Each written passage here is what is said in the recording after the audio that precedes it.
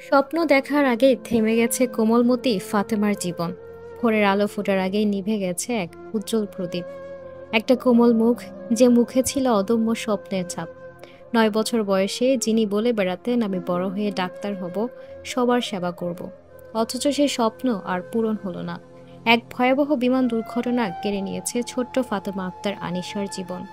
ভোর হতে না হতেই যখন বাড়ির আঙিনায় ঢুকলো মরদেহবাহী ফ্রিজিং ভ্যান, তখন যেন পুরো গ্রাম থমকে গেছে।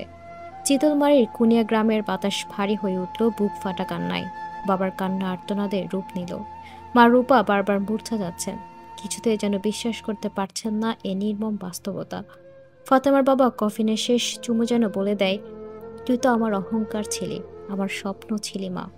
একটি স্বপ্নের অপমৃত্যু। রাজধানী উত্তরা, 21শে জুলাই। মাইলস্টোন স্কুল অ্যান্ড কলেজের ক্লাস চলছিল। হঠাৎ আকাশ থেকে ধেয়ে এলো একটি প্রশিক্ষণ যুদ্ধ বিমান।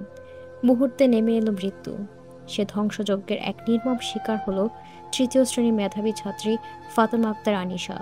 দগ্ধ বিধ্বস্ত দেহ হাসপাতালে নেওয়া হলো। চিকিৎসা শুরুর আগে থেমে যায় তার নিঃশ্বাস। ফাতেমার বাবা বনি আমিন তখন ছিলেন কুয়েতে।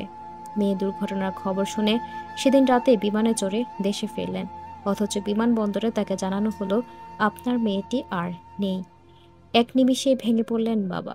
কিভাবে বলবেন, যে মেয়ের জন্য তিনি দিনরাত পরিশ্রম করেছেন, সেই মেয়েটি এখন নিথর হয়ে আছে।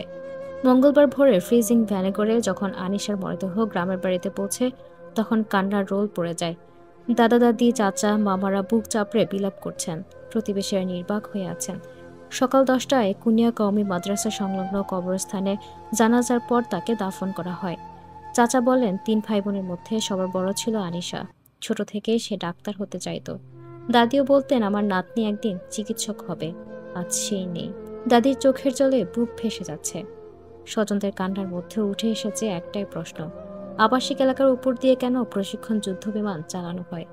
শুধু আনিশার পরিবার নয়, গোটা এলাকাবাসী, পুরো বাংলাদেশ, বিশ্বের মানুষের কাছে একটাই প্রশ্ন, এই অনাকাঙ্ক্ষিত মৃত্যুর জন্য কে দায়ী হবে? কেন যুদ্ধ বিমান স্কুলের উপরে প্রশিক্ষণ কেন প্রশিক্ষণ যুদ্ধ বিমান স্কুলের উপর দিয়ে যাবে? ফাতেমা আক্তার আনিশা, তোমার ডাক্তার হওয়ার স্বপ্ন থেমে গেছে ঠিকই, কিন্তু তোমার অসময়ে হারিয়ে যাওয়া যেন আমাদের চোখ খুলে দেয়। যেন আমাদের আর কোনো ছোট্ট স্বপ্নকে এমন যেন আমরা আর কোনো ছোট্ট স্বপ্নকে এমন আগুনে যেন আমরা আর কোনো ছোট্ট স্বপ্নকে এমন আগুনে পুড়তে না দেই।